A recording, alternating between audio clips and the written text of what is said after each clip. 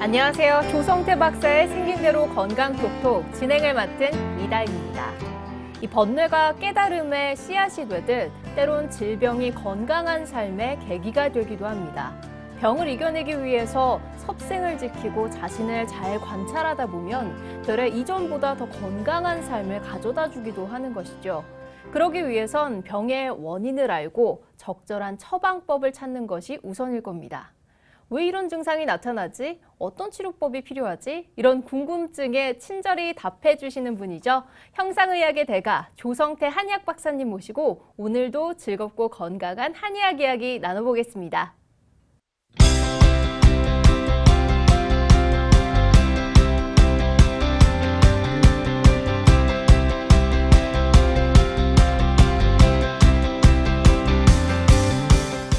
박사님 안녕하세요. 네, 안녕하세요.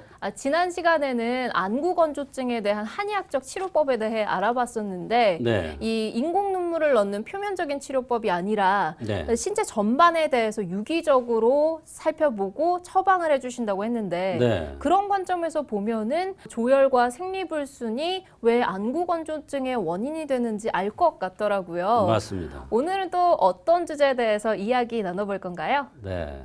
오늘은 방금 말씀하신 것처럼 모든 질환이 오장육부의 기능과 유기적으로 관련이 돼 있다고 보는 게 한의학의 관점입니다.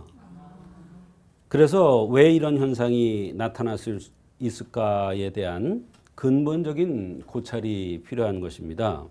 오늘도 이러한 관점에서 고관절 무혈성 괴사증과 어깨 습관적 탈구의 한방적 치료법에 대해서 말씀을 드리겠습니다.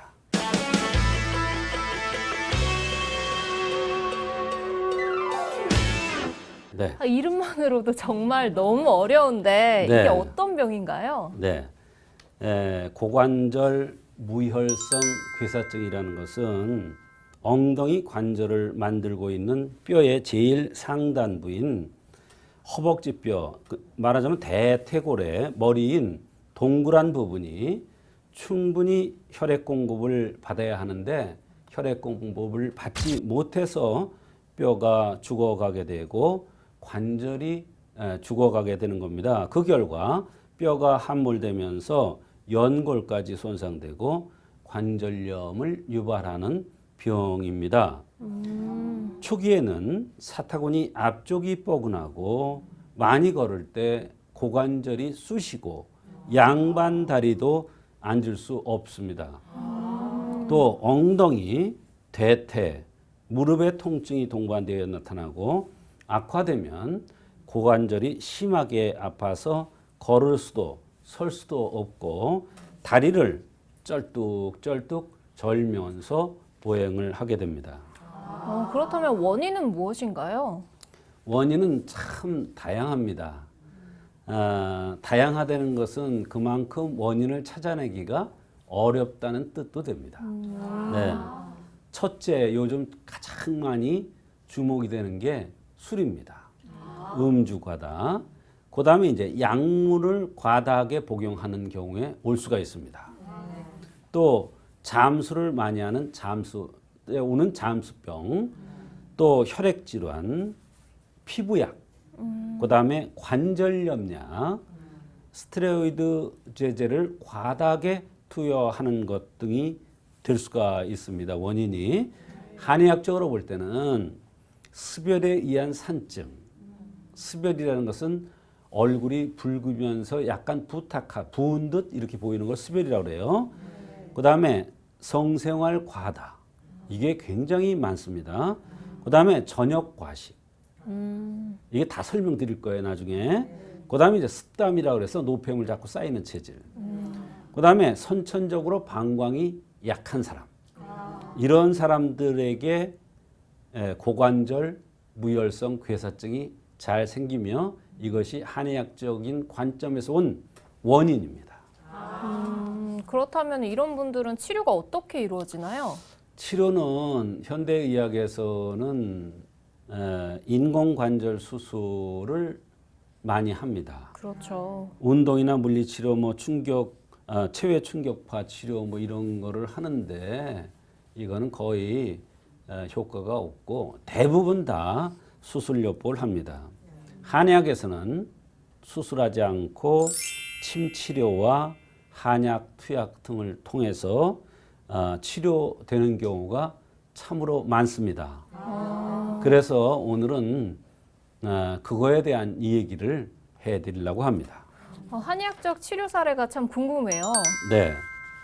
한 번은 10살 먹은 남자 어린이가 조금만 걸으면 다리가 아프다고 했는데 어느 날부터 고관절 부위가 너무 아프다고 그래서 검사를 하니 고관절 무혈성 괴사증이라는 그러한 병명을 얻었고 수술을 해야 한다고 했답니다.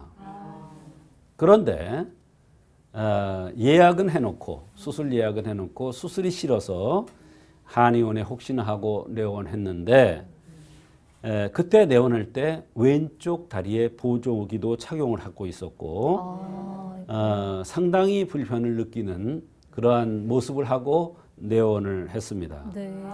그런데 한방 치료를 받고 신기하게 치료가 돼서 수술을 하지 않았던 사례입니다. 참 다행이네요. 이렇게 어린애들도 이런 병이 생기는데 어릴수록 병의 원인을 제거해주면 자연 회복력이 놀라워서 치료가 잘 되는 것입니다. 네. 이 남자 어린이는 생긴 모습을 볼 때 양명형이라고 해서 얼굴이 둥글럽적하고 입술이 두툼하고 눈딱부리가 두툼하면서 모든 것을 잘 먹게 생긴 그러면서 눈도 크게 생긴 겁이 많게 생겼어요. 그러면서 눈 밑에 다크서클이 있고 콧구멍이 드러나 보이고 입술이 아주 두툼하게 이렇게 생겼어요. 남자인데 입술이 두툼하게 생겼어요. 두툼하게 생겼다는 뜻은 뭐예요? 뭐든지 잘 먹는다. 입술이 얇으면 깨작깨작한다. 또 조금만 먹고 먹은 만큼 딱 정도만 되면 죽었다 깨어나도 잘 안 먹습니다. 그런 사람이 입술이 얇은 사람이에요. 근데 이렇게 입술이 두툼한 사람은 잘 먹어서 관절 질환이 잘 옵니다. 그래서 아이들뿐만 아니라 어른들한테도 관절 질환이 잘 옵니다. 무릎 질환도 잘 오고 고관절 질환도 잘 오고 허리 질환도 잘 와요.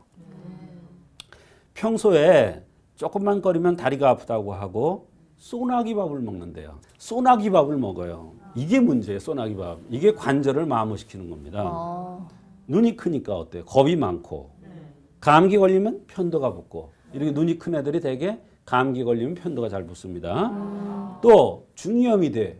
이건 왜 오느냐? 너무 잘 먹는 애들은 잘 먹는 거에 의해서 중이염이 오는 거예요. 이게 관절염 생기는 거하고 연관되는 거예요. 그런데 이때는 고열이 났기 때문에 인숙산을 먼저 투여를 했습니다. 우선 편도를 좋게 해서 열을 떨어뜨리기 위해서요. 그래서 처음에 고관절이 아프다면서 다리를 절고 잘 걷지 못해서 정형외과도 가보고 혹시나 해서 신경외과도 가보고 이런 데 가니까 안 된다 그래서 잘 모르겠다 그래서 큰 병원을 가라 그래가지고 큰 병원을 갔더니 무혈성 고관절 괴사인데 심해서 수술을 해야 한다고 했다는 것입니다. 아이고. 부모님께서 수술하는 것을 거부하고 한의원을 내원한 것입니다. 다른 치료를 위해서 아주 여러 가지 보니까 노력을 많이 했더라고요. 그런데도 효과가 없으니까 한의원에 소문을 듣고 내원한 겁니다. 수술할 때 하더라도 고통이라도 우선 덜어주자 이런 마음에서 왔답니다. 그게 사실 저는 실망을 했죠. 아이 고관절 무혈성 괴사가 치료가 되는데 고통이라도 덜어주겠다고 왔다고 그러니까 저로서는 자존심도 상하고 좀 그랬습니다. 그랬는데 아닌 게 아니라 그렇게 좋은 결과가 있었던 것입니다. 이 어린아이는 부모가 극성스러워서 그랬는지 너무나 아기를 사랑해서 그랬는지 중국까지도 가서 치료를 그렇게 받으려고 멀리까지. 했답니다. 근데 되지 않았던 것이죠. 2개월 전에 검사를 받으니 더 나빠지지도 않고 좋아지지도 않았다는 검사 결과가 나왔다는 거예요. 이때까지는 한방 치료로 무혈성 고관절 괴사가 치료되는 줄을 몰라서 한방 치료를 받지 않았다는 것입니다. 그 후에 본원에서 한약과 침 치료를 받고 다시 가서 검사를 하니까 놀라운 결과가 있었던 것이죠. 처음 검사를 받았던 곳을 다시 갔는데 검사를 하니까 수술할 필요가 없어졌는데 어찌 된 일이냐면서 자연 치료가 되는 병이 아닌데 이러면서 놀래더라는 거예요. 이상하더라는 거예요. 이상하다. 이게 어찌 이렇게 된 일이 있을 수가 있느냐. 그러면서 담당 선생님이 더 좋아하더랍니다. 왜 좋아했겠어요? 어린애가 수술하는 게 너무 안타깝겠죠. 선생님께서도. 이 어린이한테는 관절에 관한 약이 아니라 가미육군자탕이라는 약을 썼습니다. 이 약은 식욕을 약간 떨어뜨리면서 비위 기능을 좋게 해서 관절을 좋게 해주는 약입니다.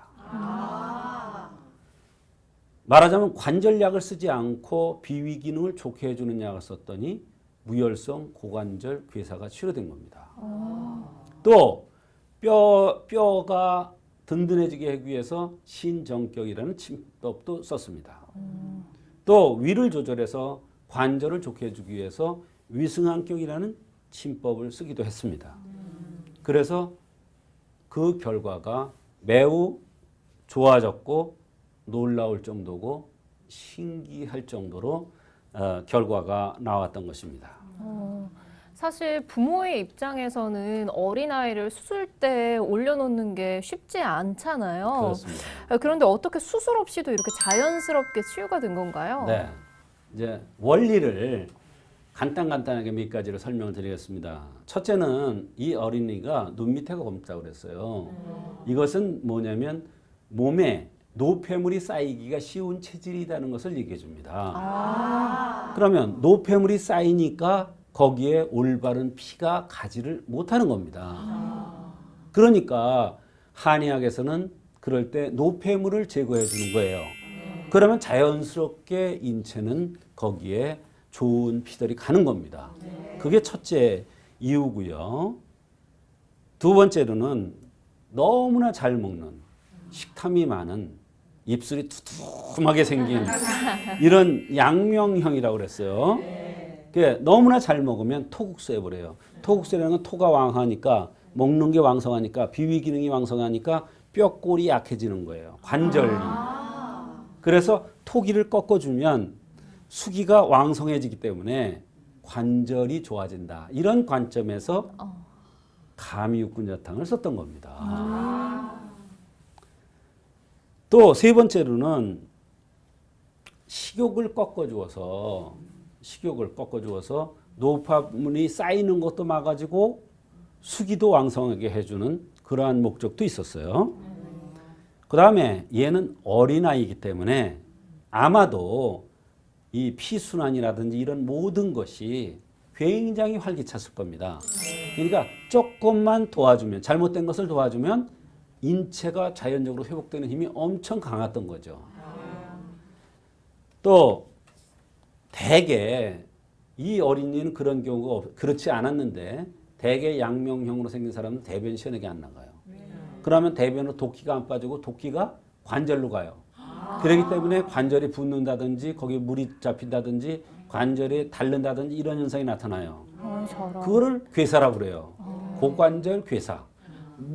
고관절 무혈성 괴사. 이 양명형이기 때문에 얘기해 드리는 거예요. 만약에 어른이 대변을 잘못 본다 이런 경우는 대변을 소통시켜서 도끼를 빼버리면 또 거기에 원활한 피 공급이 되고 거기에 순환이 되기 때문에 고관절 무혈성 괴사가 치료될 수가 있는 겁니다.